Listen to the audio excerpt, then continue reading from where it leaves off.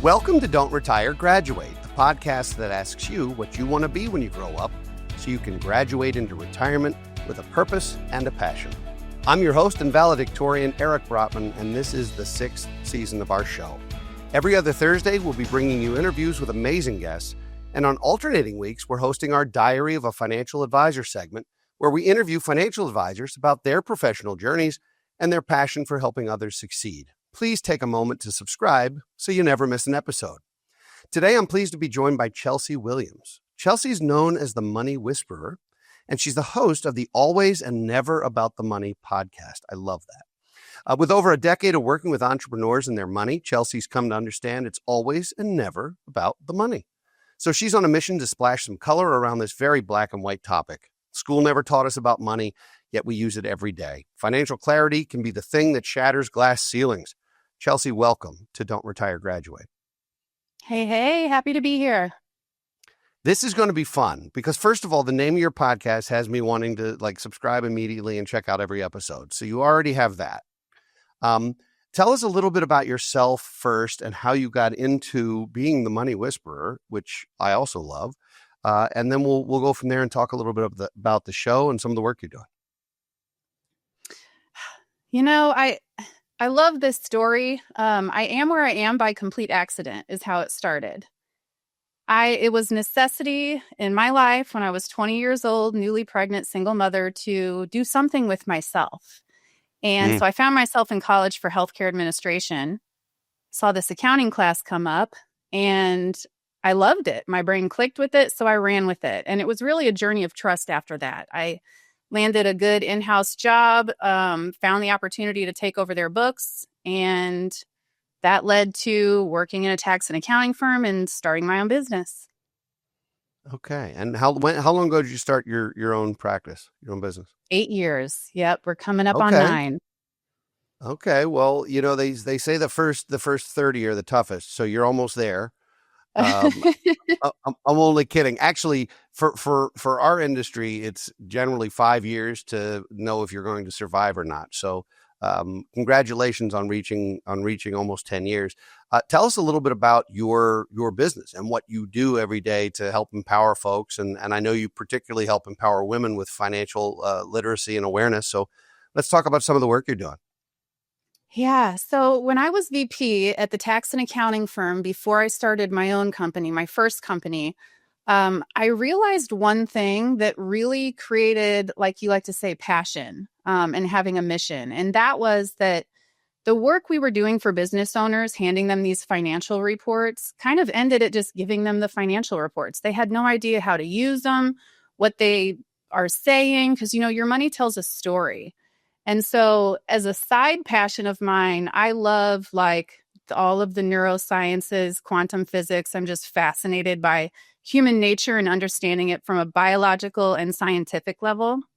So at some point, that understanding with my understanding of all the nerdy number stuff started to merge. And I started to realize, you know, we're not teaching these people about money, but how they manage their business money is how they manage their personal money. And so that's what led me to create my sister company, Money Mastery, where I work with business owners and individuals around their money, because money is a mirror. And like my podcast says, it's always and never about the money. And what we're doing in our finance is very much a reflection around what we're doing in the rest of our life. And I love working with women in particular because we are brand new to the financial algorithm, as I call it, meaning the whole timeline of financial institutions being in existence, women have had the ability to create financial independence for 1% of its lifetime. 1%. We are only dipping our toes into this algorithm. And so I love helping women because behind the money is psychology. And women have a lot of generations working against their psychology that are also working against their money. All right. That's so much to unpack. I'm going to do my best because I love that. First of all, I am the father of a daughter, a high school daughter who, you know, fortunately, because of her parents and because of the school she goes to, was never told when she was young that she wasn't going to be good at math, which I know a lot of girls are still told, which is preposterous and absurd.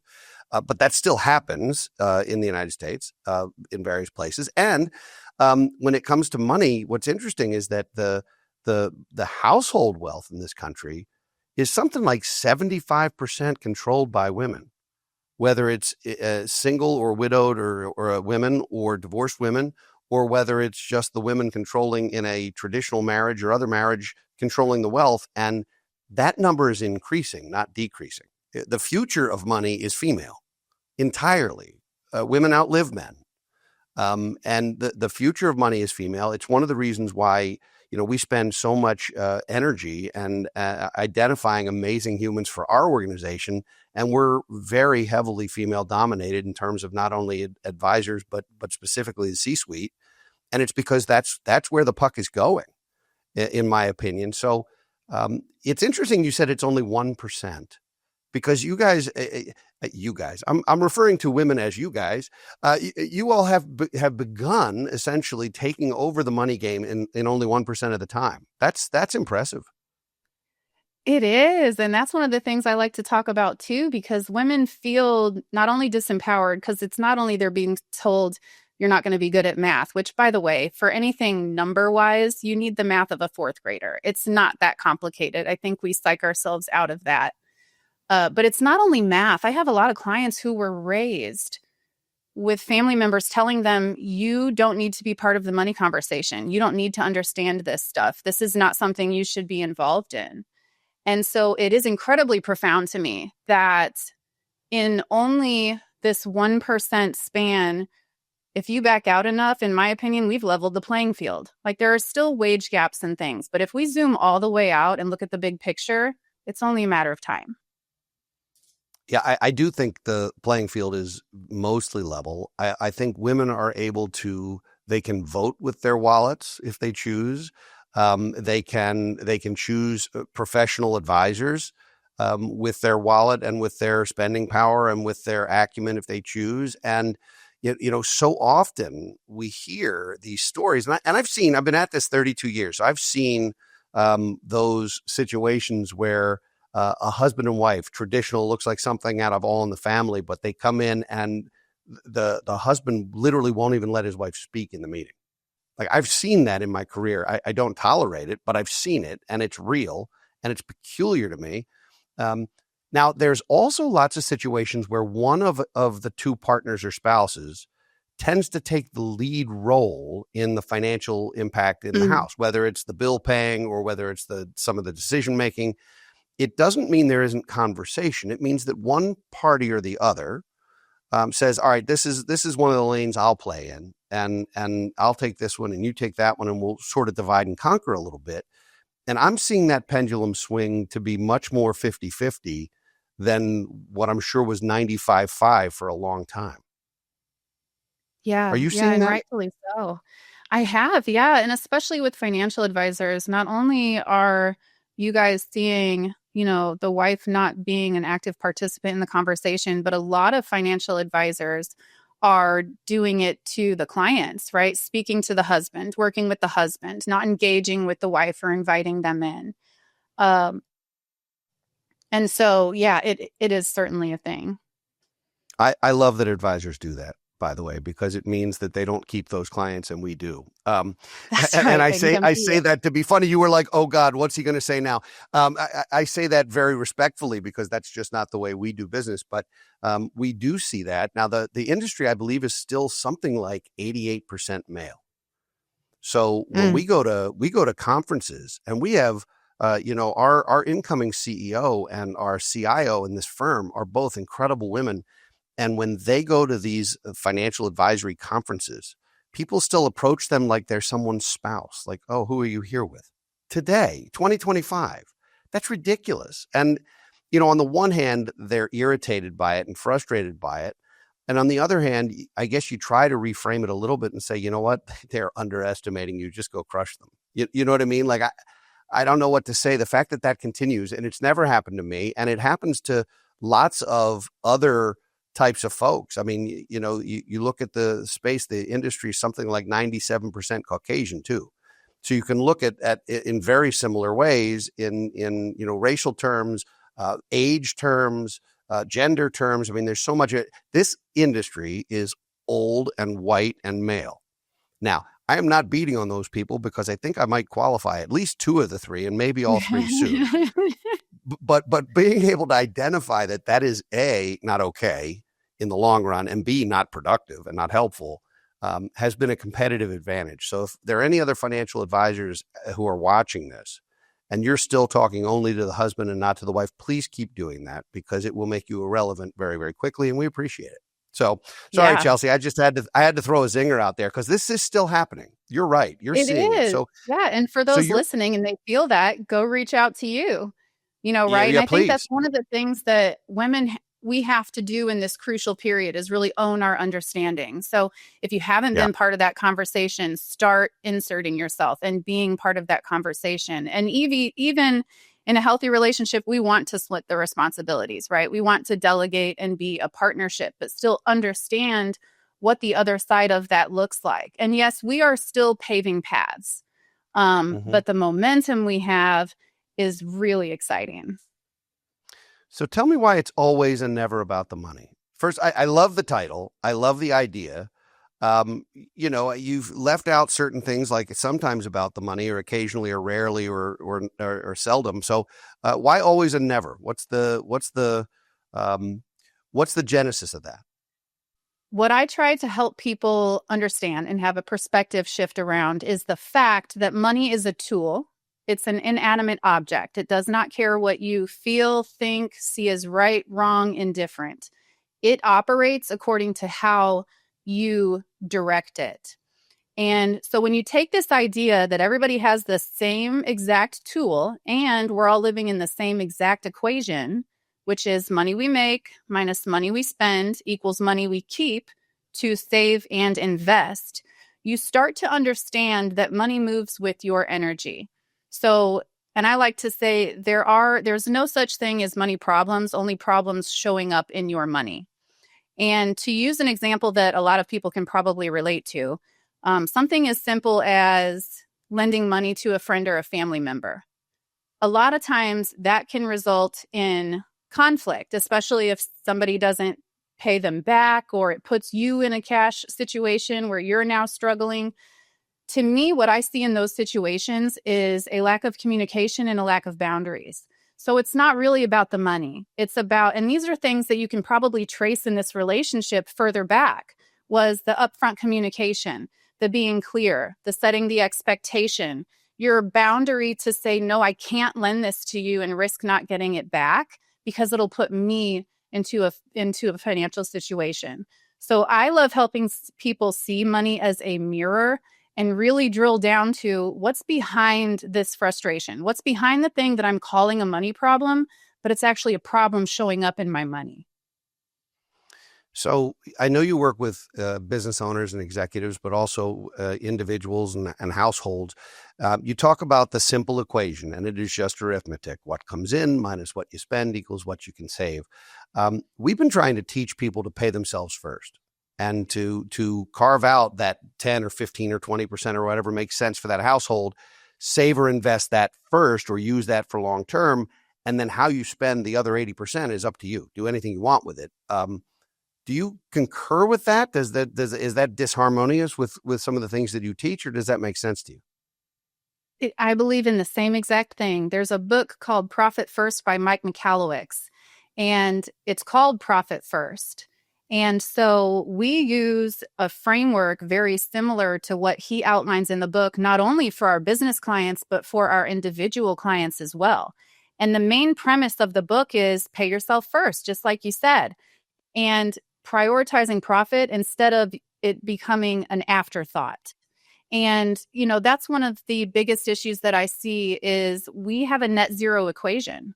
A lot of us, a lot of business owners, a lot of individuals are spending everything they make. In fact, some of us are spending it before we even get it. I mean, we all know the story of yourself or someone that got a raise and the raise kicks in next month. So today they go and look for a new car and that money's gone before they ever even start to get it, right? And so Yeah. by prioritizing paying yourself first or profit first, you are showing yourself that you can control your equation and put that stuff aside. And the biggest kickback I get, because for individuals, this means a savings account, right? Put money aside to save. And the biggest kickback I hear, I'm sure you hear it too, is I don't make enough to save or I don't have enough to save. And saving is not necessarily about the amount. More so, it is about getting into the habit of every time you receive money, putting a specific amount of it aside and not even considering it. And I say, I don't care if it's 50 cents, it's 50 cents saved. No matter who you are or where you're at, financially speaking, you can install the habit into your life. That way, when you do find something in life that grants you the opportunity of more money, you're not tempted to just stay in the habit of not setting it aside.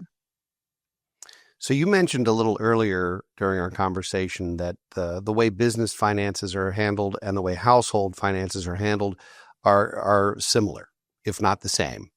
And so I'm curious because for our business clients and for people who are business owners, and even in our company, we do create an annual budget. We do monitor that. We do spend time on that. However, people who've been listening to this show for 6 years know that I call that the B word when it comes to households. And we don't ever try and do that to ourselves. We don't use the B word, partly because I think households are unable to stick to, or even unhealthy to try and stick to a hard budget.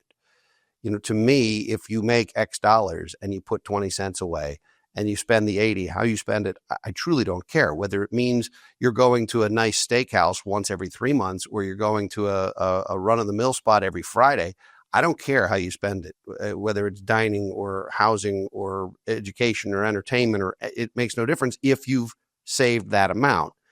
I think it's really hard to stay on a budget in a household because life happens. And in business, life is a little more predictable. Am I barking up the right tree or am I just missing the memo?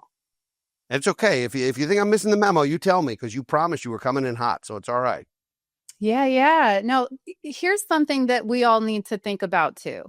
I love how you call it the B word because that is people's response to that word. That's like, ew, gross. I don't want to manage a budget. I don't want to feel restricted and not be able to spend wherever I want to. But here's how we need to approach the B word. What a budget does for you is it protects your future self. What it does for you is gives you boundaries to spend within and freedom around those financial boundaries.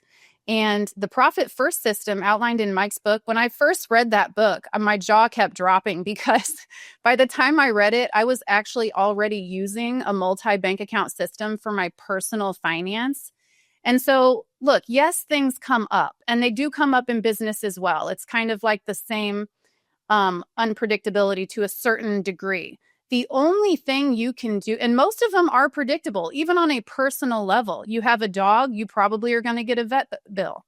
But the only thing you can do in those situations is prepare for those things if it's something that can happen. And what does that mean? That means having a cushion. That means having an emergency fund. All of these things are things that can be prepared for. And it's all about positioning yourself to not have to, go take out a personal loan for the vet bill or the roof. If you live in a house, the roof is going to be replaced. It's fairly easy to predict when that's going to happen. So all of these things can be managed to some degree. I'm going to agree with you only because I think it's in my best interest, because I think you could probably talk circles around me when it comes to the B word. I do think there's a tendency, because the emergency fund is perfect. The emergency fund makes a lot of sense. And people will always ask the same question, which is, well, how much is enough and how much? And of course, that depends entirely on households and budget. And is it one income house or two income house? Is it, is your lifestyle pushing it to pushing the envelope, or do you have a meaningful cushion? I mean, there's so many variables. And I generally don't love rules of thumb. I consider a rule of thumb to be like a one size fits all garment. And the only one of those I can think of is a hospital gown, and they're not flattering on any of us for so many reasons. So, do you use a rule of thumb for emergency funds, or how do you suggest people calculate when is it too much where you should probably be deploying that for a better return, And when is it not enough where you're too close to the vest? How do you manage that for folks? I am just like you. I cannot stand cookie cutter solutions for such a diverse set of circumstances. And I think a lot of it has to do with the person. What makes you feel safe? I have some people who are like, yeah, 2 months of padding for all of my bills is all I need because I know I can figure something out in 2 months. I have other people that want to go 6 months because they have, less of a risk tolerance. And so knowing what 2 months looks like for you, 6 months looks like for you, knowing what the potentials are. Like I said, if you own a house, there are phantom costs to owning a house, and you probably know what those are. Take a few minutes, write them down, do some fourth grade math, but figure out what you're really comfortable with, you know? I don't know where you went to school, but there's some fourth graders who probably can't do that. I mean, I know you were in the advanced, you were like AP, whatever, and you talked about neuroscience and quantum physics, and you lost me at just past hello. I was gone in that conversation. But in terms of the math itself, yes, you can build a sinking fund. Condo communities have replacement reserves and do studies on when you're going to need roofing or pavement or the pool fixed or whatever it is. Households maybe aren't quite that sophisticated in doing that. I know you can probably pay a company to do that. I'm not sure anyone should. You mentioned the 2 months and the 6 months. Some of the variables that we've at least identified in how long that should be is how predictable is your income. For people who are a straight salary, it's different than for people who live on commissions or tips or where you don't know exactly what's coming in. If you have a dual income household, unless you both work for the same company, the odds of two unemployments simultaneously aren't as high. I mean, if you work for the same company, I guess that's still possible. How old are you? And it's not just age. I'm not talking, I shouldn't use age as the level, but how close to financial independence are you, or to maybe ending your employment, where maybe not only is your risk tolerance quite as high, but where you have dueling factors where your ability to earn is in fact waning. At a given point, there's a bell curve. Our highest earning years tend to be between 45 and 60 or so. And, it creeps up along the way. And then sometimes it starts to drop off for various reasons. And I'm not alleging ageism so much as just looking at statistics. What other variables? What are some of the other things that might impact that? Did I miss a few? I think those are really good, and all things to take into consideration. And, at the end of the day, if you are able to stack up enough to cover what you think might be worst case scenario, like furnace goes out or something like that, as long as it doesn't eat it all up, the idea is to replenish it back, right? And so part of managing your money is getting in tune with your money, because money is energy, but it has very distinct patterns. And, even when I'm working with my business clients, I make it really easy for them. When we're doing a 3-year forecast, I'm like, look, what we're doing right now is giving it our best guess.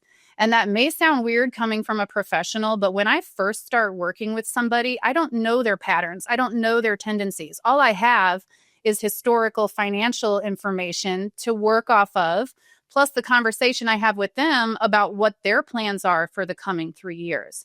It is a constant dialing in process, and it's not overwhelming. Yes. If you touch point with your budget once a quarter, you're doing better than most people.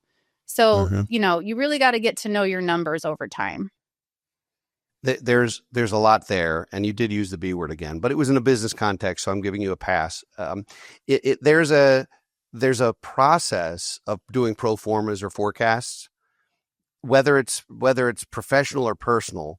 But there's also just, let's face it, financial plans. Even a perfect financial plan, if there is such a thing as the ideal financial plan, which I would define as a plan that works no matter what, and that's incredibly difficult. But let's say that is done. Any projections done into the future are absolutely wrong. The math might be right, but the reality can't be, because things aren't linear. If you're looking at an average annual return, it doesn't matter what you plug in, unless it's going to be exactly that every single year. it won't be linear. It's going to jump around a little bit, and the volatility matters. The sequence and series of returns matters. Inflation matters. Your health matters. So many variables. A financial plan is, by its very definition, a projection, but it's not correct, and it shouldn't be treated as gospel, put in a drawer and said 10 years from now, this is where I'm going to be, because it's not. It's a reasonable representation for what could come, and it has to be adjusted. You mentioned quarterly. I think personal financial plans, at least annually, should be looked at. And ultimately, what you're doing here, this is not like charting a path along the highway system. If you use Google Maps and you find here's the highway system, and you decide, I don't care about traffic, I'm just following this map, that's the path you're going to travel.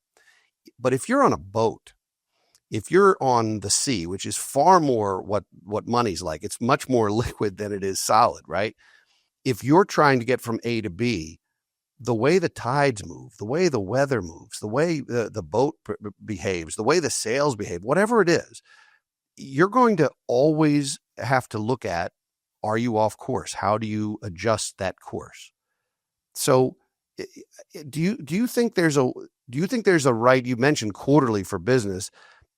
If that's the cadence, is it really about just getting something on paper, monitoring it? It's not a set it and forget it, and just adjust that course as variables change? Yeah. There was a study, I want to say Harvard, where the graduating class, they did a survey, and those who wrote down their goals were 80% more successful when they checked in with them some years later.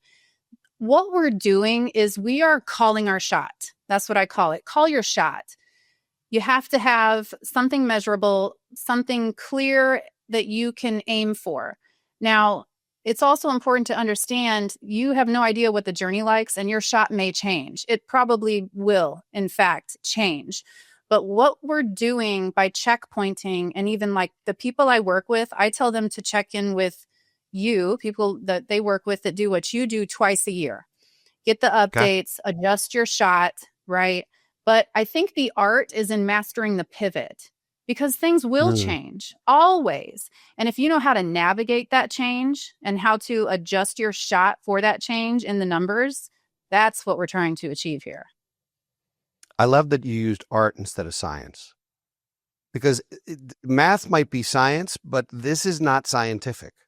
This is an art. And I say the same thing about accounting, and accountants might say, oh my gosh, no, we're scientific. It's exact and it's to the penny. But the fact is, if I were to take my tax documents for a year and give them to 10 CPAs, I would get 10 different tax returns. That's an absurdity, but it's true. It's art.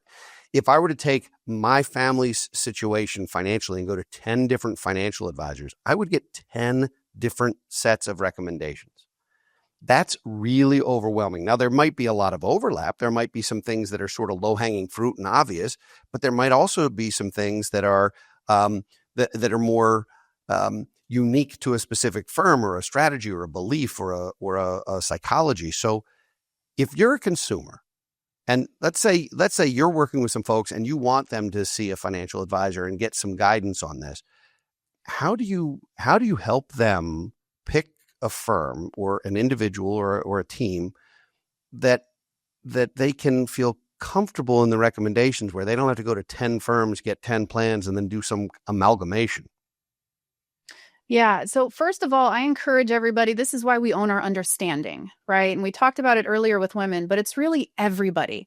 Because one of the things that we do as people with our finances is we abdicate instead of delegate. And I see this a lot in the business world. They're abdicating their position and leaning on their bookkeeper for CFO advisory, but they don't know the difference. And so when it comes to the long-term planning, first of all, I believe in the rule of three. And we even tell our prospects this. We send them a guide on how to find a good bookkeeper and say, use the rule of three, because good fit matters. And I think what's important is that you feel comfortable with that person. They're answering your questions. They're even telling you what questions to ask. They are asking you about, because again, You want it to be your vision based off of your understanding. So they're asking you the right questions about what it is that you want to get when you graduate into retirement, which I love that phrase, by the way. And then giving you options, educating you and being honest with you. Chelsea, we are dangerously close to the end of this episode, and I know nobody wants to hear that because we could listen to you all day long. I have to ask you before we do anything else, what you want to be when you grow up. I want to be like my Grandma Johnson. Shout out to Grandma Johnson. And the reason for that is she is 86 years old and running around, doing her garden, mowing the lawn. She is moving. I think she can outdo me any day of the week. So that is what I want to be when I grow up. That's awesome, because that speaks to the difference between lifespan and health span. And it's a big deal. I mean, people, you say, how long do you want to live? And, I think a lot of us would say, I want to live to be 100, but not if I'm sitting in a chair for 10 years. You know what I mean? So it's a quality of life issue. That's awesome. And I hope your grandma hears this episode, and I hope she's appreciative of the shout out. I've never actually in 6 years had someone shout out to their grandma. That's really good.